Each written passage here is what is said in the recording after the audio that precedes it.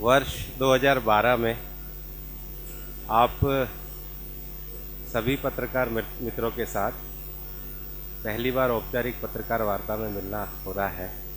आप सभी का बहुत अभिवादन और अभिनंदन। आज जो विषय आपके सामने मैं रखने जा रहा हूँ, ये विषय राजनीतिक चर्चा में काफ़ी जोर से चल रहा है।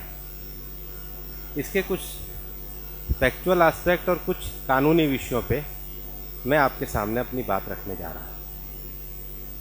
वर्तमान में जो केंद्रीय सरकार ने 4.5% आरक्षण धर्म के आधार पर और धार्मिक अल्पसंख्यकों को दिया है, ये आरक्षण देश के संविधान के साथ धोखा और एक लंबे समय से सामाजिक और शैक्षणिक रूप से जो पिछड़ा वर्ग एक सामाजिक न्याय के रास्ते पे आगे बढ़ रहा था, उनके अधिकार को छीनने का प्रयास।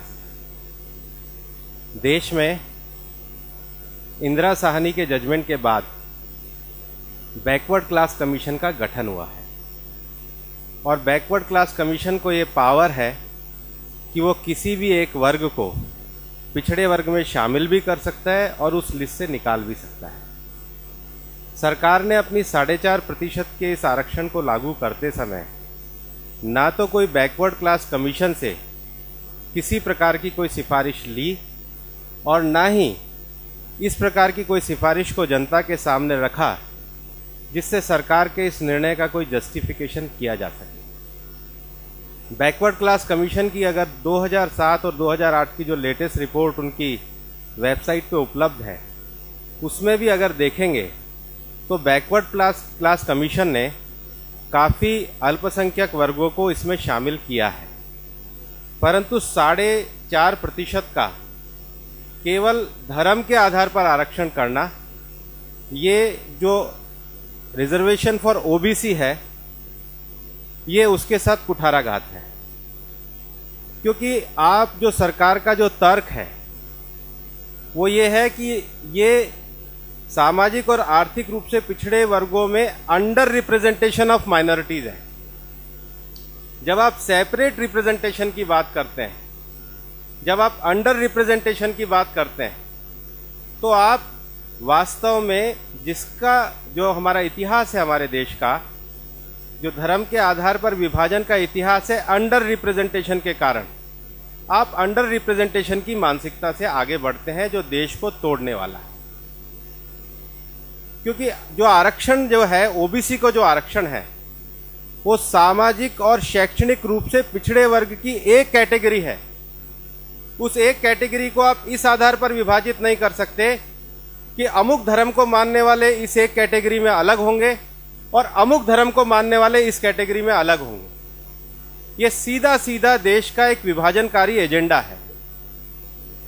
और इस रिप्रेजेंटेशन को अगर आप देखेंगे भी, रंगनाथ मिश्रा कमीशन रिपोर्ट जिसकी सिफारिशों को हम उचित नहीं मानते हैं, उस रंगनाथ मिश्रा कमीशन रिपोर्ट में केंद्रीय सरकार के द्वारा जो पिछड़ी जातियों के जो आंकड़े दिए गए हैं, देश में 2083 बैकवर्ड कम्युनिटी हिंदू रिलीजन से हैं और केवल 55 जो है वो मुस्लिम धर्म से ताल्लुक रखती हैं।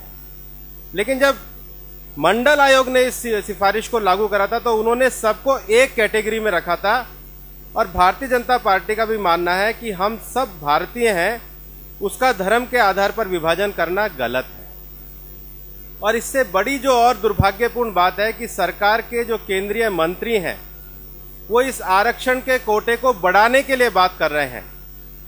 यह जो आरक्षण का कोटा धर्म के आधार पर करना और आरक्षण के कोटे को फिर बढ़ाने की बात करना, यह कांग्रेस की वोट बैंक की, अल्पसंख्यक वोट बैंक की राजनीति का परिणाम है।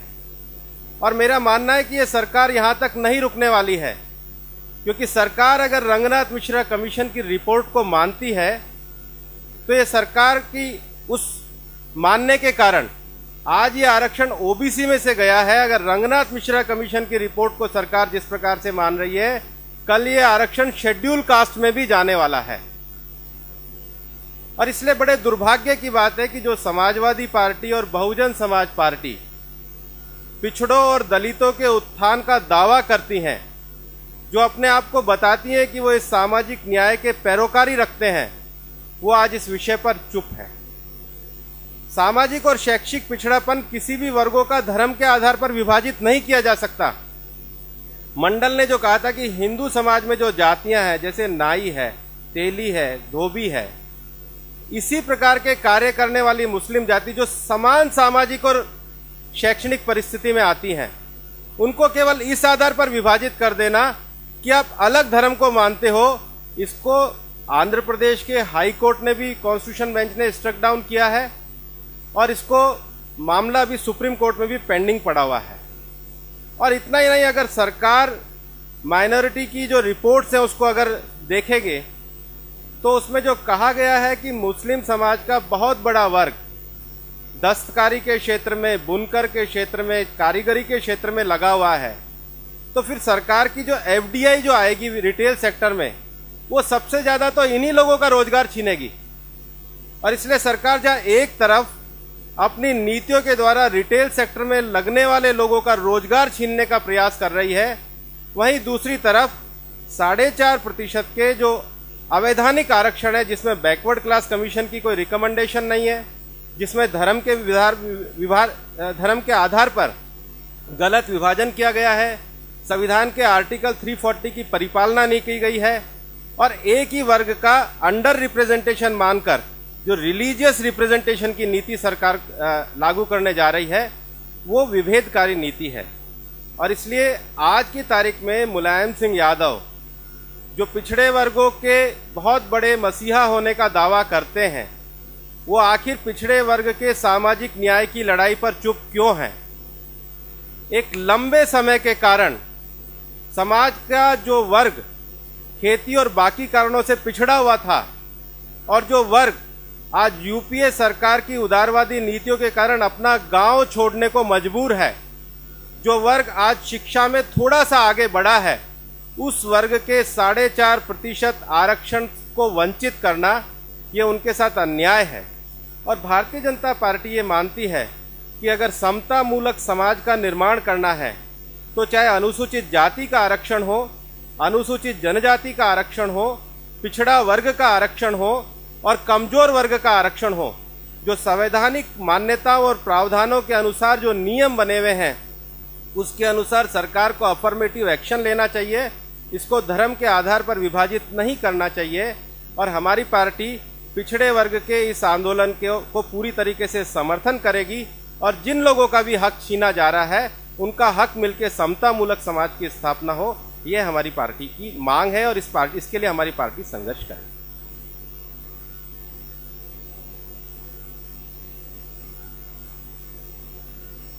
कोर्ट में जो लोग जाएंगे वो लोग कानूनी लड़ाई लड़ेंगे, हम इसको राजनीतिक रूप से लड़ाई को लड़ेंगे।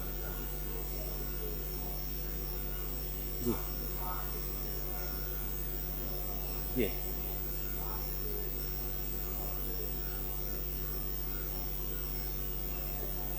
जी,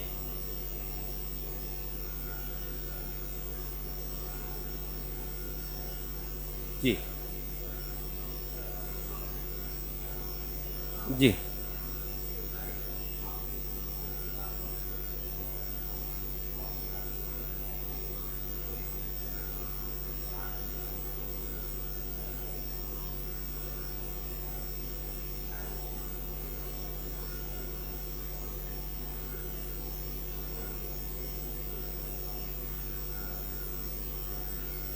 मेरा ये मानना है कि आपने अभी रंगनाथ मिश्रा कमीशन की रिपोर्ट नहीं पढ़ी है। आप रंगनाथ मिश्रा कमीशन की मैं आप ही के कमीशन की रिपोर्ट कर रहा हूँ। रंगनाथ मिश्रा कमीशन की रिपोर्ट में देश का जो साक्षरता का प्रतिशत है वो 59%। उसमें जो मुस्लिम का जो साक्षरता का स्तर है वो 58-55 के करीब है, और जो शेड्यूल कास्ट का लिटरेसी का लेवल है वो 45%। पीने का पानी, पेयजल, लॉन्गेविटी, ज़्यादा जीने की उम्र, बाल पोषाहार, इसमें आज भी देश का जो अनुसूचित जाति और जनजाति, आप जाकर के रंगनाथ मिश्रा के तथ्यों का अध्ययन करिए, पहली बात। दूसरी बात, यह जो सामाजिक और शैक्षणिक पिछड़ापन है, इसको जो मान्यता देता है वो बैकवर्ड क्लास कमीशन देता है। 2008 में जितने भी आप बैकवर्ड क्लास कमीशन की रिपोर्ट को देखेंगे, जो भी वर्ग बैकवर्ड क्लास कमीशन के सामने आए हैं कि हम सामाजिक और शैक्षणिक रूप से पिछड़े हैं, बैकवर्ड क्लास कमीशन ने उनका विचार किया है। देश में सरकार और किसी भी इंस्टीट्यूशन ने यह नहीं कहा है कि बैकवर्ड क्लास कमीशन ने इसका कोई डिस्क्रिमिनेशन किया है, तो कहीं डिस्क्रिमिनेशन की बात नहीं है। तो एक संवैधानिक संस्था जो विदाउट एनी डिस्क्रिमिनेशन आज इस आरक्षण के विषय पे कार्य कर रही है, उस संवैधानिक संस्था और आर्टिकल 340 का मैंडेट और इंदिरा साहनी जजमेंट के जो गाइडलाइन है उसका उल्लंघन करते हुए सरकार अपनी मनमर्जी से केवल 4.5% के वोट बैंक को क्रिएट करती है उत्तर प्रदेश के चुनाव को देखते हुए, ये अवैधानिक है, ये गलत है। जी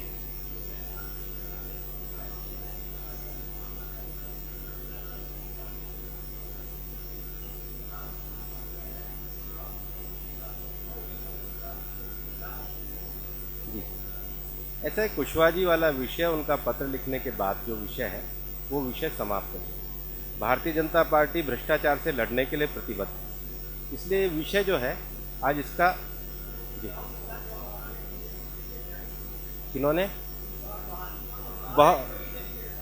हाँ, तो बहुत सारे जो पिछड़े वर्ग के लोग हैं वो इस विषय पे इंडिपेंडेंट, अगर कोई विषय पे जो लोग लग रहे हैं वो लोग अपना विषय लग रहे हैं, लेकिन जो भारतीय जनता पार्टी का जो इस आरक्षण पे विषय है उस पर समाज का कोई भी आदमी समर्थन कर सकता है, लेकिन हम किसी भी प्रकार का जो समाज में भारतीय जनता पार्टी की मान्यताएं हैं हम उसको लेकर के कार्य कर रहे हैं। हाँ जी, कुशवाहा जी को क्या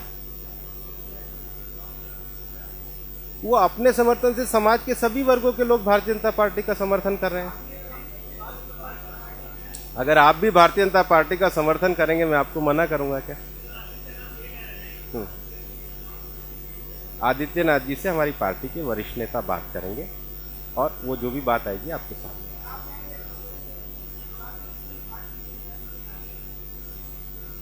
मैं आपके सामने पिछड़ा वर्ग के बारे में बात करने आया हूं। मैं इस प्रकार की एश्योरेंस के लिए आप पार्टी के प्रवक्ता हूं। जी जी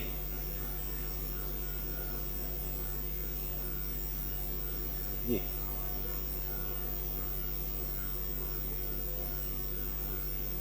चुनाव आयोग ने अपना जो निर्णय लिया है और उसके बाद जिस प्रकार से जो विषय सलमान खुर्शीद जी का आया है, हमारा इतना ही कहना है कि यह जो सरकार है ये संवैधानिक संस्थाओं को अंडरमाइन करती है, और चाहे सीवीसी का विषय हो, चाहे कैग का विषय हो, चाहे इलेक्शन कमीशन का विषय हो, वर्तमान सरकार को कभी भी इस प्रकार का अगर लगता है कि कोई संवैधानिक संस्थाएं अपना कार्य कर रहे हैं तो उनके द्वारा जिस प्रकार से उनको अंडरमाइन करने के स्टेटमेंट आते हैं वो दुर्भाग्यपूर्ण है।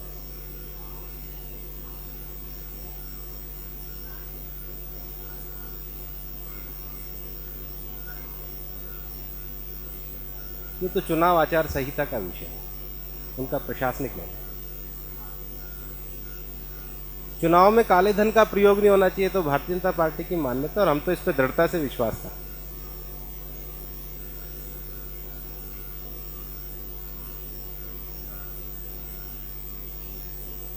जी हमारी पार्टी का मानना है कि चुनाव में काले धन का प्रयोग नहीं होना चाहिए। जी जी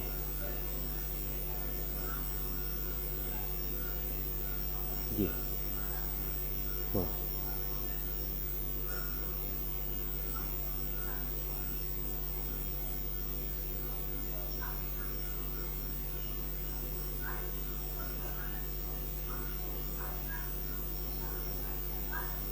जी जी सामाजिक और शैक्षणिक पिछड़ा वर्ग ये एक वर्ग है, एक क्लास है, एक क्लास है। तो सामाजिक और शैक्षणिक पिछड़ा वर्ग जो एक क्लास है उसका सबका सामाजिक और शैक्षणिक स्तर एक जैसा है। ऐसा तो कहीं भी बैकवर्ड क्लास कमीशन ने नहीं कहा है कि ये मोस्ट बैकवर्ड है और ये मोस्ट फॉरवर्ड है, ऐसा तो अभी तक आया नहीं है। सुप्रीम कोर्ट के द्वारा भी क्रीमी लेयर का विषय आया है। तो जो एक क्लास है उस क्लास को धर्म के आधार पर विभाजित कर देना, आप मानिए कि एक कम्युनिटी,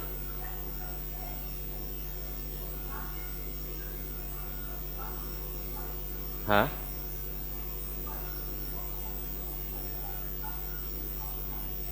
कहाँ किया है? बैकवर्ड क्लास कमीशन की धर्म के आधार पे तो कभी भी अंडर रिप्रेजेंटेशन होना ही नहीं चाहिए। समाज में सब वर्गों को उचित प्रतिनिधित्व होना चाहिए। हमारा निश्चित रूप से धर्म के आधार पर किसी भी प्रकार का रिप्रेजेंटेशन देना और धर्म को इसका केंद्र बिंदु बनाना गलत।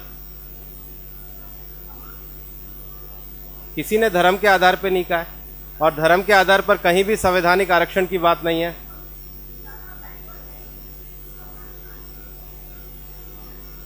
इसके लिए माइनॉरिटी कमीशन कार्य कर रहा है, लेकिन माइनॉरिटी कमीशन का भी जो रिकमेंडेशन है वो माइनॉरिटी कमीशन का भी जो रिकमेंडेशन है उसमें सुप्रीम कोर्ट का बाल पाटिल का जजमेंट है। लेकिन संसाधनों को और सामाजिक और जो शैक्षणिक पिछड़ा वर्ग है उसके 23% को इसलिए काट दे, 23% में से 4% को इसलिए काट देना कि वो एक धर्म को नहीं मानते, यह जो क्लासिफिकेशन है ये गलत है और इसका हम विरोध करते हैं। ठीक है जी। हाँ जी, हाँ, मैं एक निवेदन और करना चाहता हूं कि आने वाले 16 जनवरी को उत्तर प्रदेश में हमारी भारतीय जनता पार्टी जो चुनाव लड़ रही है उसके लिए हमारी पार्टी ने उत्तर प्रदेश के विकास का एक विजन डॉक्यूमेंट तैयार किया है।